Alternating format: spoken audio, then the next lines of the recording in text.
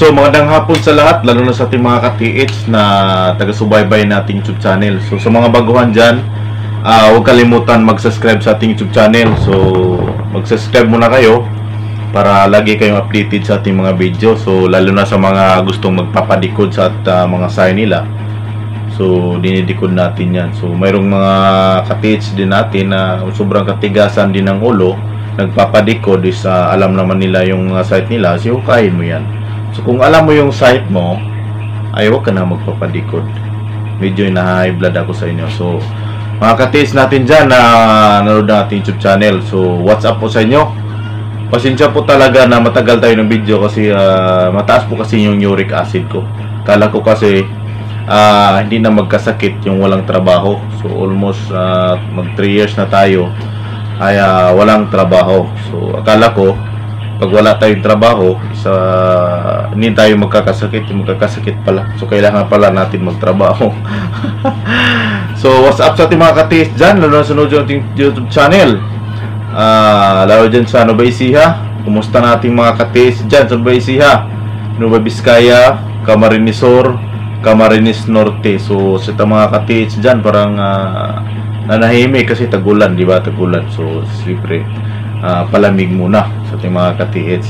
Maynila, lalo dyan sa Baguio City, sa ating mga ka-TH. Marami tayo dyan mga ka-TH dyan sa Baguio City.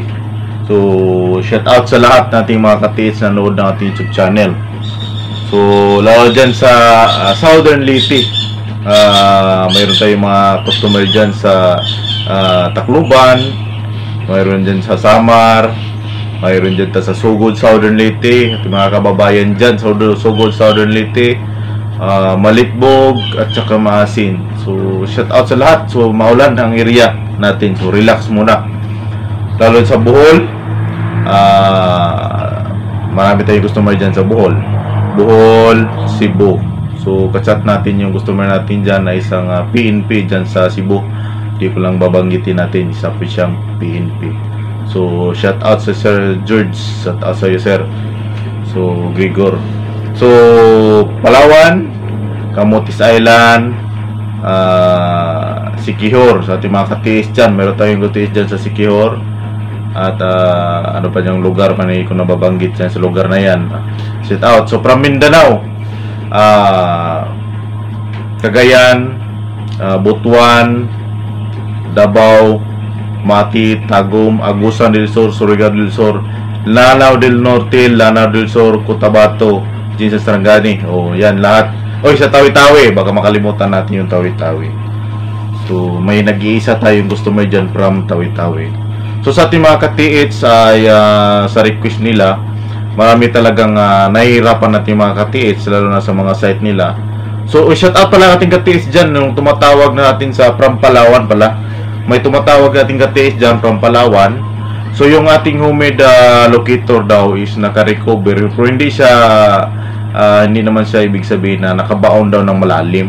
Yung talagang giveaways lang, pero siya parang ano siya, sa Bisaya pa parang tagak ba? Parang tagak kasi maliit na lang yung nakuha nilang tae. So maliit lang daw. So binili na ng mura, bininta rin lang mura, pero at least na mayroon din daw yung kinikita rin sila. So parang ano lang yun, para siguro parang sa gira zero nagmamadali, nahulog, tapos sa katagalan ng panahon nabaon kunti. So ganyan po ang nadetect ng ating homemade locator from Palawan. So congratulations. So from Palawan yan. So sa ating mga ka-TH dyan, ginasubo po na ito atong ka-TH. Mayroon tayong 3 grupo na ka-TH natin. Yung isa nag-confine sa hospital, natamaan po ng poison from Cotabato siguro yan. Cotabato ba yun? So yung isa Misamis Oriental, yung isa anong lugar ba yun? So Serenato, anong lugar ba yung sa Serenato? So mayroon tayong ka-TH. Yung isang ka-TH natin ay mahirap sa kanya kasi ano yan, parang ano siya, parang asido, kasi parang nakakasunog daw ng balat ng ating ka-TH na nahukay nila. So kunting ingat talaga sa hukay. Hindi naman importante na madalian yung paghukay natin, yung kasi iniisip kasi ng iba, kasi hindi naman kasali yung iba natin dyan. So kasi iniisip ko na ng iba, gusto yumaman agad eh. Gusto sa pahukay nila barita agad eh. Iniisip kasi nila barita gold talaga iniisip talaga nila. Yung talagang barita agad yung nasa isip nila. Hindi ganun. Parang nagmamadali ka, parang sa pinpoint niya, parang nilalakton mo gusto mo madalian. Hindi ganun kadali. Kasi hindi naman talaga lahat nakabawis gibawis. Kung marami ang gibawis sa nakukuha na yan. So, tulad na punta namin dyan sa Agusan del Sur, dyan sa banda sa Bayugandos. So, meron kami dyan na apu-apuhan ng hapon talaga. Kasamahan namin dati, so kakilala niya. So, nag-advise niya, bigay advice niya sa amin na yung kinukuha talaga niya, yung giveaways lang talaga. Hindi siya gumawa ng post. Gusto niya yung mga giveaways lang. Kasi 1 to 3 days lang, kuha na yung giveaways.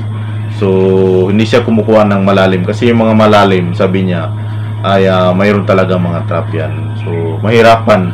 Kahit sabihin natin legit yan, kung napakahirap naman kukunin, wala pa rin. Walang kwenta talaga. Kasi iniisip natin, pag deposit, malaki, di ba? Malaki. So, hindi na tayo maghihirap kasi napakapalaking deposito. Di ba? Inukay natin. So, di natin inisip kung anong maging trap na madaanan natin dyan. Anong mga possible na maging madisgrasya tayo dyan sa okay natin. So, mayroon ding mga naghukay sa wala. So, tulad nito. So, ipapakita natin yan. Customer natin yan. So, isang customer natin from Cantilan, Surigao del Norte, Surigao del Sur. So, yan po ang sign niya. So, ang sign po na yan, talagang sayang yung pagod natin. Umabot na siya ng 8 feet. Wala talagang makukuha kasi nature naman yung bato na yan. So, napakasayang yung pagod natin yan. Mas maganda kung yung Sir MacGregor. So, mas maganda sa iyo, sir, dyan from Cebu. Maghanap kayo ng magandang sign, sir, yung talagang masusundan natin. Napaka-importante talaga. Hindi naman ibig sabihin ay porket may gadget tayo is kailangan na natin maghukay. So, kailangan natin ng sign kasi para tayo ng tigmo-tag na kasi hindi natin yung nakabaon dyan. Kasi kailangan natin ihawig natin sa mga nakuhanan. Halimbawa, kung nakabaon dyan, dapat alam natin. Kung halimbawa yung hawig heart, o yung heart, alam natin yan. Pag border heart yung malaking bato, is tunnel yan. So, iba rin yung heart na nakakulit kasi yung isa na yung mga giveaways. Yung mga mababaw lang. Halimbawa, kung paa yung nakaukit dyan, ibig sabihin ay malaki ang deposito. Malaking deposito yan. Lalo na pag mayroong mayroong mga gaway. So, malaking deposito yan. So, kailangan mong hukayin. So, kung wala kang milyon, mataas 1M, mahirapan ka talaga. So, hinapin natin yung mababaw lang. Kahit ako nagdetect yung mga locator ko sa walang mga sign, hindi ko talaga papansinin yan Kasi kailangan natin, yung pagod natin dyan is mayroon talaga nating pag-obserbahan nyo natin na mayroon talagang sukat tayo na dapat sampulan natin. Kasi pag nag-detect lang tayo tapos wala tayong halimbawa, wala tayong sukat na binabasihan, ay parang tigmo-tag na. So, tigmo-tag na lang. Parang rin natin alam kung anong lalim ba dyan. Kasi pag halimbawa kung kanji sign na nakalagay dyan 7 KD, so pag 7 KD, so matansya na natin halimbawa kung 7 KD, so pinakalalim siguro nito nandyan sa 41 feet, di ba? So matatag na ano natin ma-analyze kung anong lalim ba talaga ang inuhukay natin. Kasi sa pagdetek ng mga locator kasi pag nagdetek lang tayo tapos kahit mayroon dyan, mayroon naman taga kasi na nakadetek ng ating locator o kahit ibang locator or kahit anong scanner ginamit mo dyan. So, ibig sabihin, pag dumiting, mayroong gold. So, di natin alam kung anong lalim yung hukay natin. So, mas maganda talaga, mayroong mga sign para mayroon tayong pagbasihan sa lalim na hukay natin. Diba? Mayroon tayong possible dip na ibibigay natin. So, ganun ang napakaganda. So, sa ating mga katiis dyan, lalo na sa mga naghukay, marami tayong mga katiis na nagpapatikod na minsan customer natin, minsan hindi, minsan bago, ay wala talagang kabuluhan kasi hindi na po talaga sign ang inuhukay. So, napakasayang yung pagod natin dyan, di ba? Kaya matawag ng iba, ilang years na ako, sir.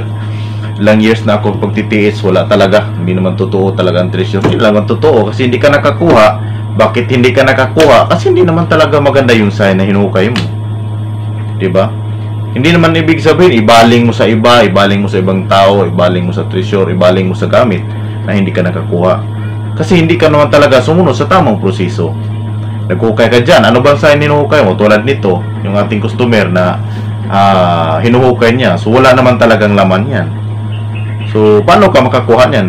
Di ba? Kahit umabot ka pa ng, sa dulo ng earth, uhukay dyan, wala talagang laman. So, napaka-importante, mayroon talagang magandang sign. Yung talagang ukit tao. Hindi yung ukit na nature, yung ukit ng kinaiyahan. So, yan pinakamaganda. Bilang treasure hunter, ang maging payo ko talaga sa inyo, kung gusto mong baguhin yung buhay mo, wag ka magkinto ng treasure. Kahit saglit-saglit na, kahit sa isang linggo, isang bisis lang. Diba? Kahit isang linggo, isang bisis lang, 2 bisis isang linggo, o kalahating araw sa isang linggo, okay na yan. Hindi naman ibig sabihin na habulan tayo. Kung gusto mong araw-arawin, ibig sabihin, nagmamadali ka. So, okay lang sana kung hinukay mo, napaka-positive. Halimbawa, imperial site. Impossible naman sa imperial site na yan. Kahit isa, wala kang makuha dyan, di ba? Imperial site. Pag ibig sabihin imperial site, marami nakabaon dyan. Mayroong 3, mayroong 4. Imperial site yan, di ba? So, yung nakita namin dati, yung napuntahan namin sa bundok nung pinuntahan ni Senador Bongo dati, na nagpunta siya doon yung flagpole. Yung site na yun is napakamaraming sign talaga. Hindi lang 6, hindi lang 10, napakaraming sign talaga doon. So, nakuha na yung deposit doon sa flagpole, yung box. So, sabi ng may-ari, hindi naman siya binigyan. So, hanggang tingin lang siya. Kasi mayroon ng mga body, di ba? Napakahirap talaga.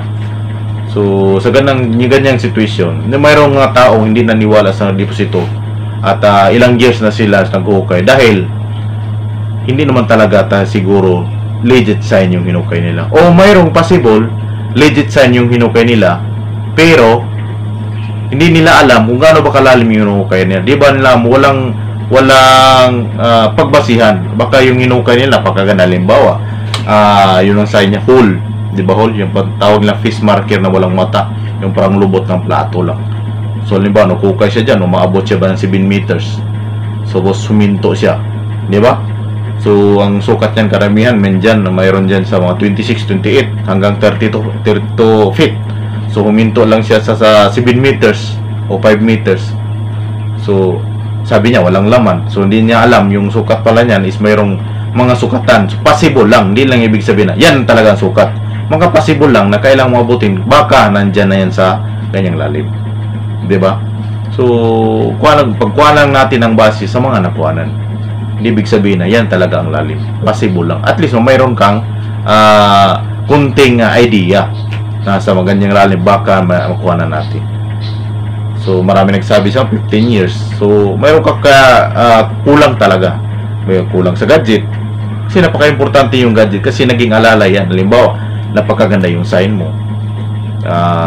Nagkumpas ka. Tapos dinitik mo. Napakaganda talaga yung site na yan. Possible naman di mo makuha. So yung mga site na dinikod ko dati, yung napakagandang site, iwan ko nasaan na sila ngayon. Yung mayroong mukha, mayroong flowers nakadugtong, mayroong imperial site. Hindi na nag-chat sa akin yun nung papadi ko dati. Hindi ko na alam yung saan na yun. Siguro yung mama yun ayaw na lang talaga mag-chat nila kasi baka hingian ng balato, di ba? Hindi natin alam. Napakagandang mga sign na saan kaya hindi na talaga sila nag-chat sa akin. Napakagandang talagang sign. Yung bumalik na lang sa akin yung talaga mga mayroong mga broken sign, mayroong mga tunnel sign, mga malaliman talaga. Halimbawa yung arrow is parang nakaturo talaga sa lupa. Ibig sabihin niya mga tunnel lang ganyan, mga malaking arrow, mga tunnel yan eh. Hindi yan makukuha sa mga 20 feet, 50 feet. Hindi, malalim yan. Ganyan. Okay lang sana kung mga 7K din hanap mo. Yung talagang ukit. Ang pinakamaganda kasing hukayin talaga bilang treasure hunter, yung mga ukit talaga. Diba, naka-ukit dyan. Merong mga guhit-guhit talaga dyan. May question mark. May bilog na inukit. Tapos nilagyan ito. Mayroong kwadrado. O may drawing. Halimbawa sa mga Bisaya ba, drawing. Yan maganda. Pero mga formation kasi, halimbawa, naka-formation buhaya. So, napakahirap talaga. Kasi, pag malaking border, ibig sabihin, hindi yan mababaw. Kasi, mga malaki ang bato. Mas malaki pa sa tao. Diba? Kasing drum kalaki, ginugis siya. So, ibig sabihin, hindi yan makukuha. Okay lang sana, kung mga ganyang formation ng mga hayop, kung nakaturo siya sa cave. Kasi pag nakaturo sa cave, ibig sabihin, may butas na. Ang kailangan mo, tuntunin mo na lang. Diba? So sa ganyan, sa loob, wala ka nang puntang malayo kasi nakatingin niya sa loob. Ibig sabihin, doon sa loob. Kailangan mo, mayroon ka mga harang na kailangan mong basagin dyan. Mayroong mga pinasabugan dyan na kailangan mo hukayin. So ganun kaganda bilang treasure hunter. Pero kunti lang na mga ganyan na minsan nakaturo sa cave. So sa ating mga ka-TH, so ulitin ko, sa ating mga tatlong ka-TH natin na customer, kunting ingat. Kunting ingat. Yung isa napakadelikado, yun yung isa nagpapagaling, at saka yung isa andyan sa ospital pa. So iba-iba to yung grupo, iba-iba. So yung isa napakadelikado, sabi niya parang nakapasok daw, makapasok. So kunting ingat talaga kasi di lahat ng trap is mga bato, tubig. So mayroong ganyan. Lalo na pag yung site mo is napakaganda. So yun lang mga tis, maraming salamat sa nanood natin YouTube channel. God bless po sa lahat. So liwanagin ko sa lahat, napakahirap talaga kung ikaw tigmo-tag na lang sa site. So maganda, mayroon kang kumpas, mayroon kang gadget, maganda yung sign mo. Yan pinaka-importante. So dito lang ako, pwedeng lapitan nyo, mag-send na kayo ng sign. God bless po.